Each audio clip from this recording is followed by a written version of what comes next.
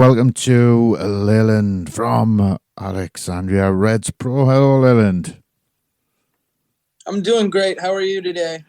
I'm absolutely fine. If at any time you can't understand this accent, just let me know. Sounds good. Excellent. Right, Leland, before we move on, tell everyone a little bit about yourself. Yeah, so I'm currently residing in Alexandria, Virginia, very close to the nation's capital, Washington, D.C. I grew up about an hour and a half away from here in Frederick, Maryland. I grew up playing club soccer, and I was also a college soccer player at the Division III level. And I've played semi-professional as well, post-college. Unfortunately, had an injury, so that kind of changed things from my playing days. But I love the game, which is why I decided to post-COVID start my own team, which has led to a couple different opportunities. So I think that's a little bit about myself. So, obviously, from a bit of research I've done, you're the owner of FC 1749. Could you tell a little bit about that and how it progressed into Alexandria Reds?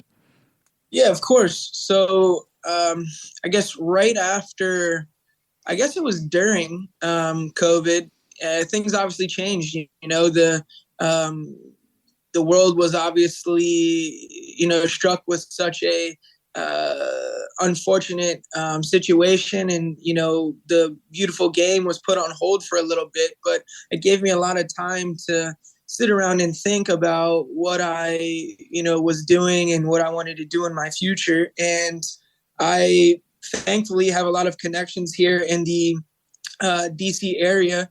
So I was speaking with two of my close friends who I went to college with, and we decided to put together a team which we called FC 1749 because Alexandria, Virginia was founded in 1749. And that's where we wanted to base the club out of. So we originally created the club in December of 2020, and we actually started as a amateur club. So we played in two separate men's leagues to start out. One that's more so DC located. It's called the Washington Premier League, and it's just a Maryland State Soccer Associated league that's considered amateur.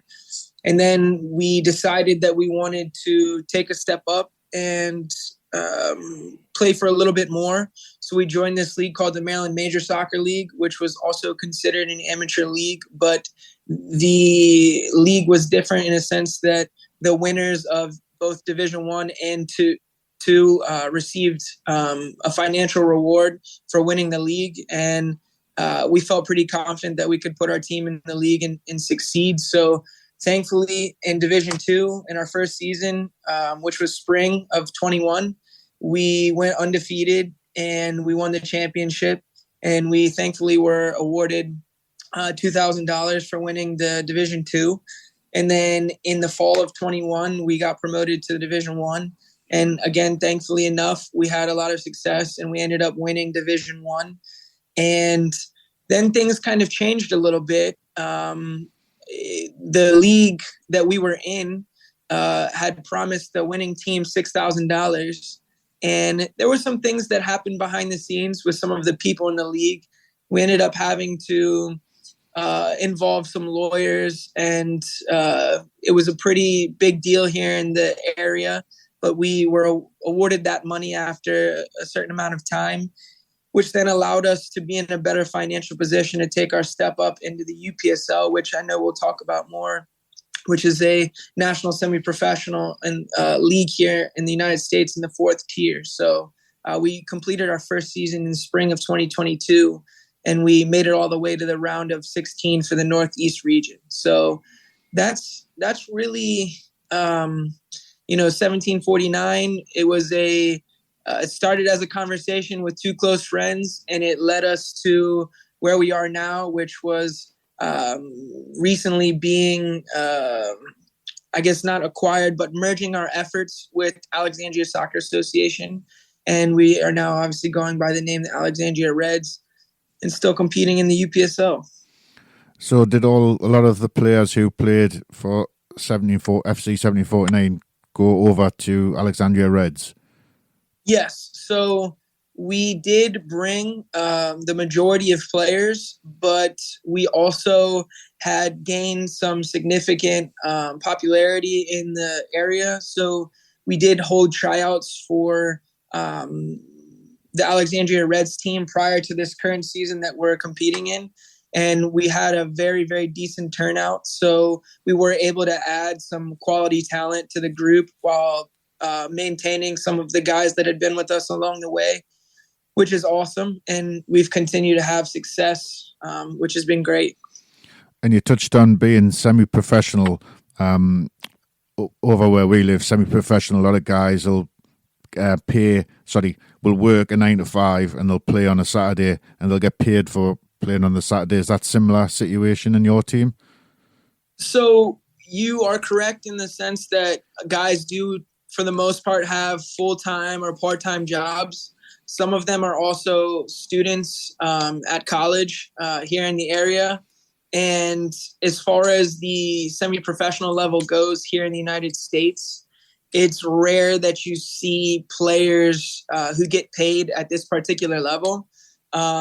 If you do see players getting paid, it's typically some of the top players in the teams, and it's not very official. It's not like they're on a contract or an agreement or anything.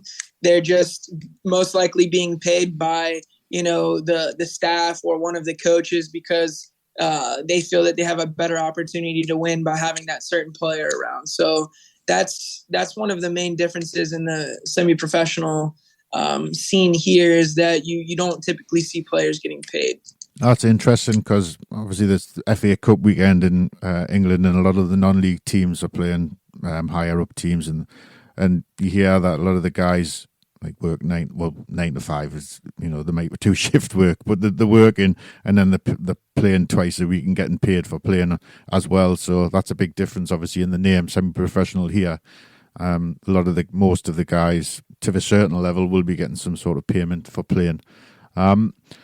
Moving on, you are general manager of Alexandria Reds. Yes, that's correct. I was just going to ask a little bit about what that role involves for yourself and what you get involved with.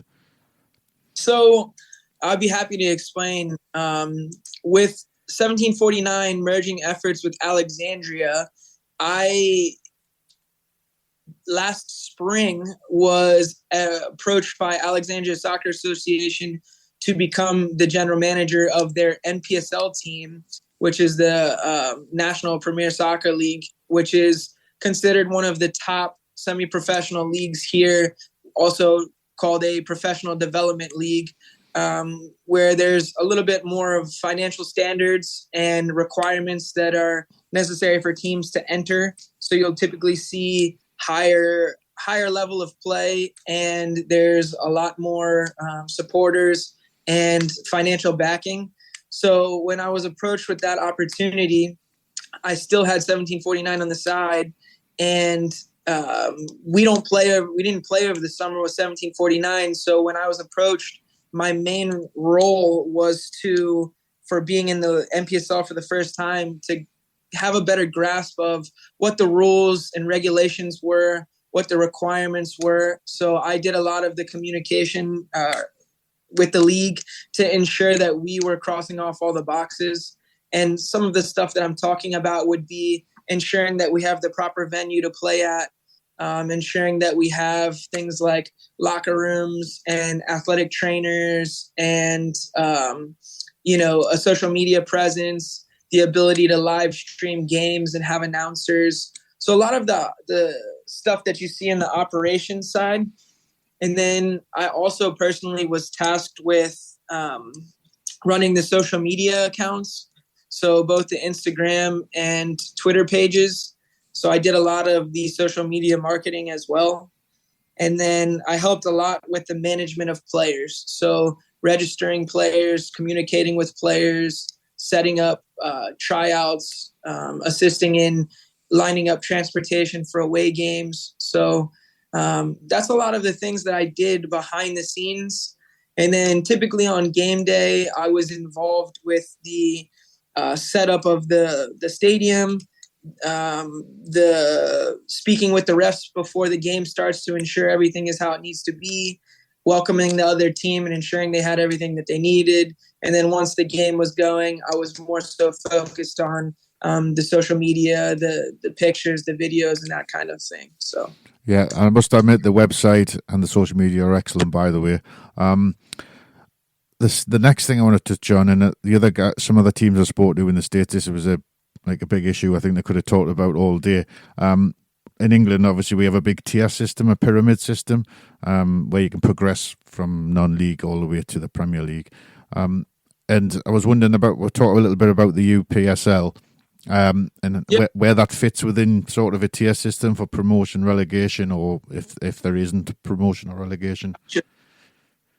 Yeah, so as far as the tier system goes here in the United States, you've got technically five tiers, with the MLS being the top of the tier. So that's obviously considered professional in the highest level here in the United States. In the second tier, you have the USL Championship, which is also considered professional.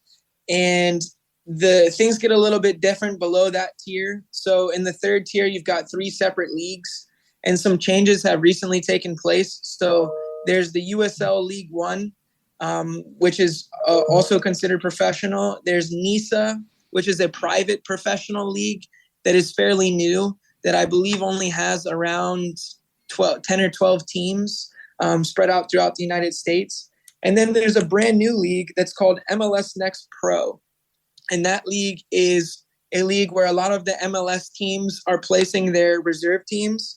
There are, I believe, 1 or 2 teams that aren't associated with MLS teams in that league, but it's up and coming. And that started because they also created MLS Next youth programs. So from, I think it's the age groups of, I want to say U12 to U19, they have MLS Next club teams. So the youth are now playing in, the highest level with teams spread out throughout the United States. And there's a path all the way from MLS Next at the youth level to pro at the MLS Next Pro level. So that's fairly new. And those are the only leagues that are considered professional here in the United States. And then you take a jump 1 tier down, which is where the UPSL resides, as well as the NPSL, USL2, and NISA Nation. So with the UPSL and the NPSL, the 2 leagues that we compete in, again, both of those are considered national semi-professional leagues and professional development leagues. And with both of them, specifically the UPSL, you don't typically see players getting paid, as I mentioned. It kind of depends on the financial backing of the team. I know that some teams have a much larger following and have a large financial portfolio, so they have a better opportunity to have nicer venues, pay players, and continue to advance. Whereas the NPSL, I believe they actually just made a change recently to no longer allow any professional contracts. So all players on every team have to have amateur status. And what you'll typically see in both the UPSL and NPSL is outside of the collegiate calendar for college players will typically play in these leagues to continue to improve and gain exposure and ideally find a way to make a jump up to the next tier. So I think that's probably the best way to describe the tier system. With the UPSL, you'll see regions throughout the United States. So we technically are in the Northeast region. They've got Florida. They've got obviously out on the West Coast, California. They even have teams down in Mexico. So the league has continued to grow. And the national tournament, the final for this past season was actually held at the Columbus Crew Stadium up in Ohio, which was a pretty big deal. So they're doing everything they can to continue to grow the league, which is awesome. And obviously it's nice to have the national exposure. Yeah, and I'm just looking at a post from Twitter the other day with Alexandria Reds making the playoffs. Yeah. And I was just looking at that because obviously it says game week 8. There's 10 teams in England. Obviously, it would be home and away. I'm guessing you only play the teams once. Correct. So at this point in time, they split up the DMV region, which is DC, Maryland, and Virginia, to 2 separate divisions or conferences. So we are in the DMV South Conference, and we have 2 more regular season games. We've already clinched the playoffs. So ideally, if we end up in first place, we will get a bye to the semifinals match, and we'll be able to host all of those as well, seeing that we have the higher seeding. So that's the goal. And once we get to the semifinal, we would play the final after that, and then we would be in the national tournament at that point. So it would technically run through the beginning of February. So do you, when you say the semi-final, do you play another team from your league in that semi-final or from the other league? Yes. So we would play the winner of the 4th versus the 5th place team if we do end up in first place. So we would play someone that we've already played in the regular season. And then in the final, we would do the same thing. We would be playing the winner of the other matchup. And then after that is when we would be entered into the UPSL National Tournament round of 32. So because the regions end their seasons at different times, that's why the timeline stretches to the beginning of February for the national final. And one last question on that league. I noticed at the very bottom, DMV Dynamo have a little asterisk, but I can't say what the asterisk means. I don't know if that's that they haven't played games or something, or deducted points, but they've got a little asterisk next to the name.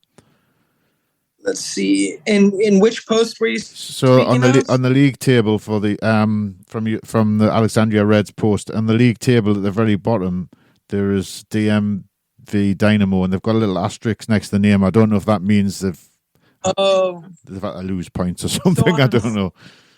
No, unfortunately, that team towards the beginning half of the season was not able to remain in the league. So I believe that just means that they're no longer playing games. So every team that was supposed to play them, it was a forfeit on their end, and that team, I believe, earned a 3-0 result. Right. That makes sense. That makes sense now.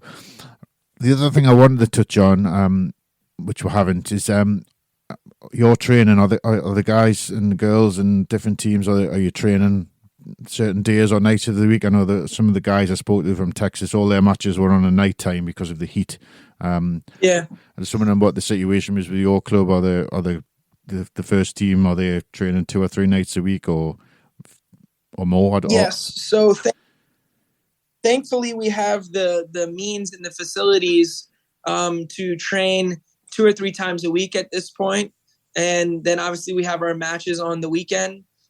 Typically we train in the evening because, as you mentioned, a lot of our players do have, jobs during the day. So we have better availability during the evening.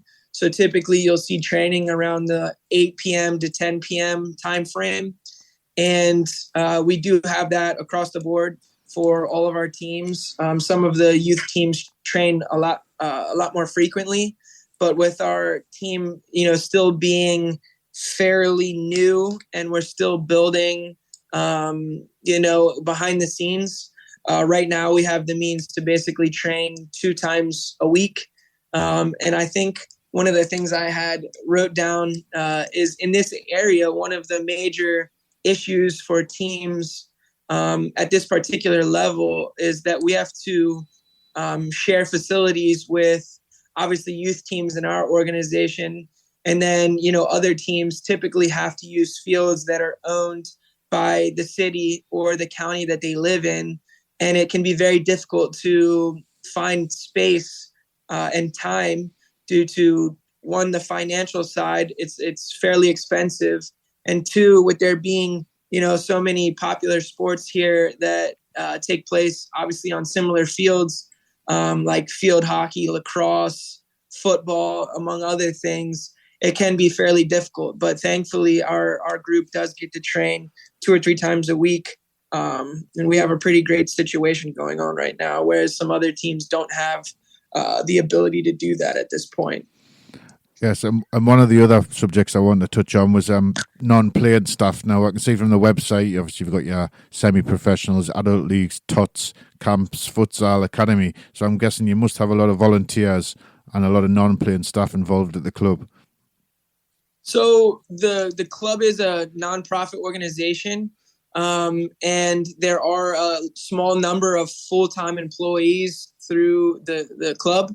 But as far as the coaches go, they're contracted, so they do get paid to coach the youth teams, and they get paid to do training and camps and other things along those lines, because the youth players do, for the most part, pay to play on the teams.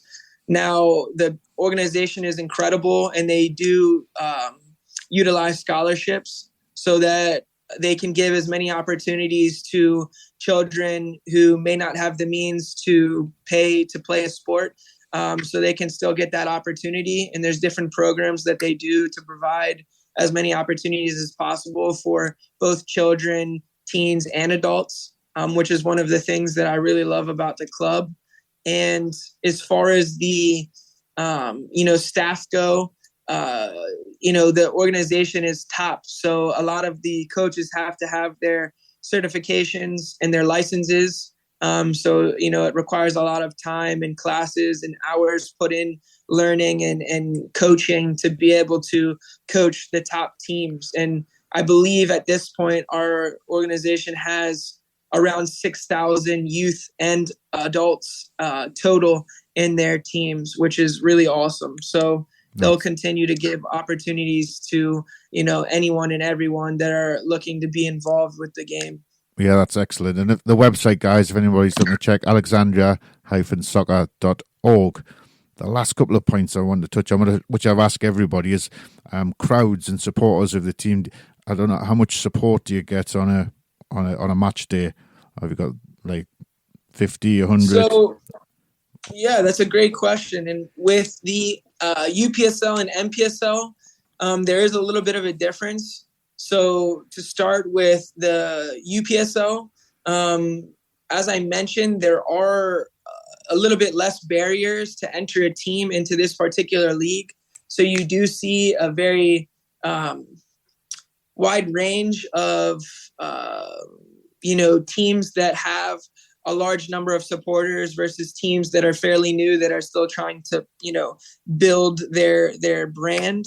For us, typically for UPSL games, you can see anywhere from 50 to 100 people at some of the home games.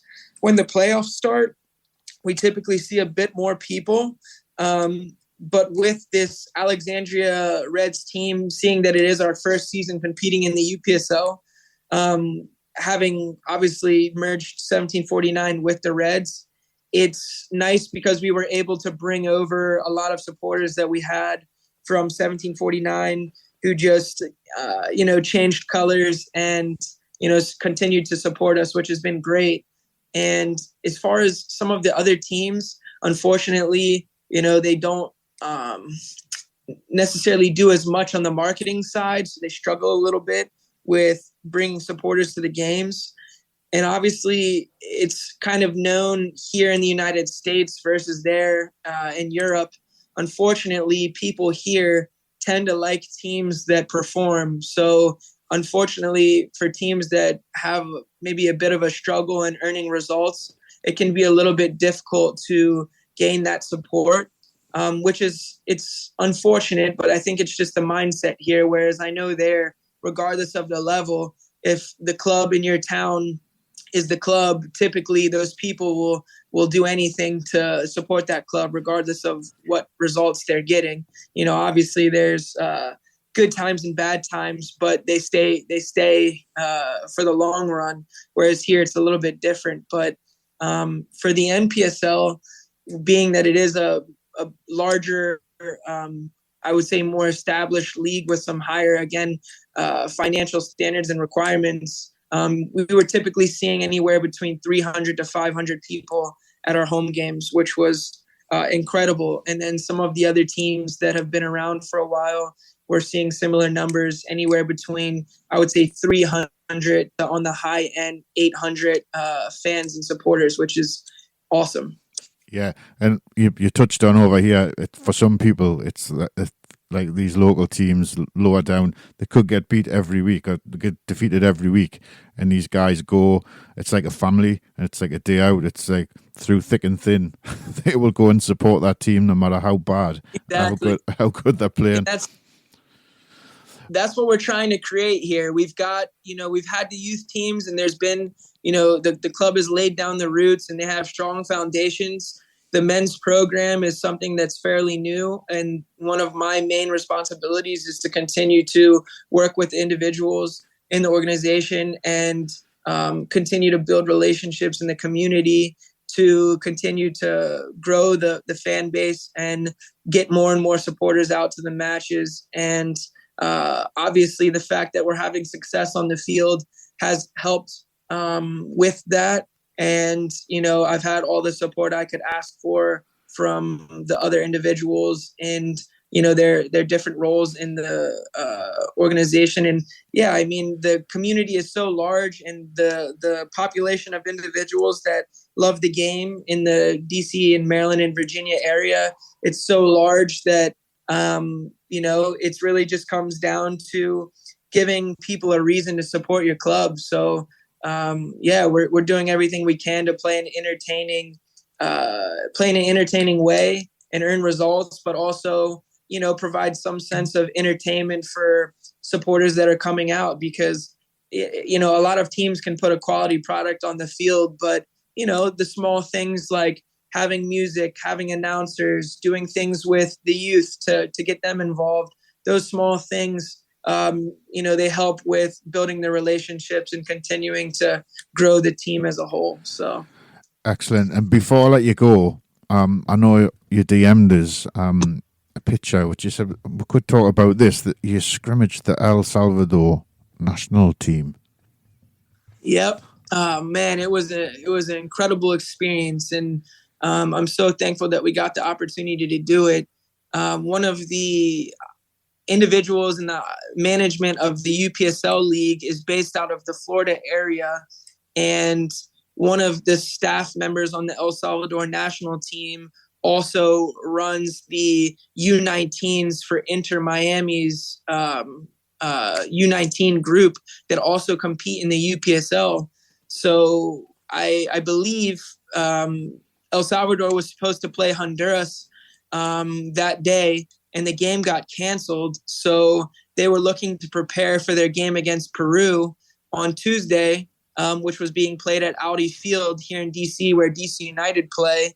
And I think due to the fact that we are a local team that plays at this level, that is also having success and thankfully in first place, they had El Salvador reach out and they offered us the opportunity to go and play them at a university that's close by. And man, we got to take some of our guys from the men's team, and we even got to take some of our guys that are in the U17 to U19 age range, because a couple of them are actually from El Salvador, so they could represent El Salvador on the national level, and we wanted to get them an opportunity to be seen. And we basically played one half with our starting men's group, and then the other half was played by the U17 through U19 MLS Next group. And man, it was incredible to play against players that are playing at such a high level. I think we held our own, and it was a great experience. We made some great connections, and one of our youth players actually recently was called into the U17 El Salvador national team. So just a huge opportunity for guys to get exposure. And that's all we're trying to do, is help players get to the next level. And thankfully, I think because we did so well, that we may get another opportunity in the future. So I really hope that we can make that happen. Well, Leland, it's been an absolute pleasure chatting to you. And when the show's on, I will be sharing links to yourself, Alexandria Reds FC, the other team, FC 1749, everything you've got going on. But again, I could talk all day to you. Thanks for coming on the show. I really appreciate you having me. And you're right, I could talk about it all day. Hopefully down the road, we'll get an opportunity to speak again, maybe before the NPSL season starts. But we've got some great things going on, and I'll keep you in the loop. And I hope that you continue to have success with the show. And I really appreciate you having me, be involved. No problem. Thank you very much. Yeah, no problem. Have a great day. You too.